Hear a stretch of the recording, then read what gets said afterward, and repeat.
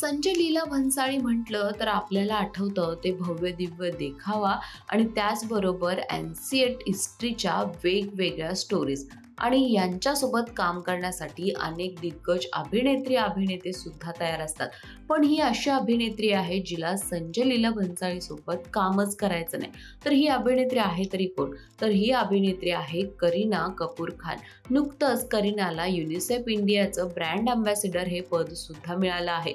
त्यामुळे करीनाची सर्वत्र वाहवा तर झालेली आहे, पण करीनाची ही स्टोरी सुद्धा सध्या चर्चेत आहे. ती म्हणते की मला संजय लीला भन्साळी सोबत कधीच काम करायचं नाही आणि ही गोष्ट आहे 2002 सालची, जेव्हा देवदास चित्रपट बनत होता आणि याच चित्रपटावेळी ही गोष्ट घडली. नक्की घडलं काय होतं, चला पाहूया. 2002 मध्ये संजय लीला भन्साळी देवदास चित्रपट बनवत होते आणि त्यावेळी स्क्रीन टेस्टसाठी करीना कपूर आली होती. सोबतच तिची आई त्याचबरोबर करिश्मा कपूर सुद्धा होत्या आणि तिचे फोटोशूट स्क्रीन टेस्ट झाल्यानंतर संजय लीला भन्साळी यांनी तिला सायनिंग अमाऊंट दिलं आणि त्यानंतर ऐश्वर्या रायला घेतलं असं करीनाचं म्हणणं आहे आणि त्यामुळेच मी फार दुखावले आणि त्याचवेळी हा चित्रपट सोडून मी यादे या चित्रपटाला साईन केलं होतं.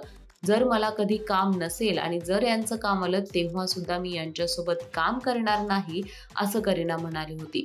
यावर संजय लीला भन्साळी यांनी सुद्धा वेगळी स्टोरी सांगितली. ते म्हणतात की ती माझ्या घरी आली होती, तिच्यासोबत नीता लुल्ला होती, त्याचबरोबर तिची आई आणि बहीण सुद्धा होती. आम्ही तिचे फोटोशूट केले, स्क्रीन टेस्ट घेतली, पण तेव्हाच मी त्यांना क्लिअर केलं होतं की अजून कास्टिंग फिक्स झाली नाही. हे झाल्यानंतर त्यांनी सांगितलं होतं करीनाला की मला ऐश्वर्या या रोलसाठी परफेक्ट वाटते, पारो म्हणून ऐश्वर्या रायच चांगली वाटत असल्याचं त्यांनी करीनाला सांगितलं होतं. त्याचबरोबर मी कुठलेच पैसे पे केले नाहीत किंवा असं काही घडलं नाही असंही त्यांनी करीनाला सांगितलं होतं. ही आहे संजय लीला भन्साळी यांची बाजू. पण त्याच्यानंतर सुद्धा संजय लीला भन्साळी यांनी गोलियों की रासलीला रामलीलासाठी करीनाला विचारपूस केली होती, पण करीना सुद्धा त्यावेळी नाही म्हणाली.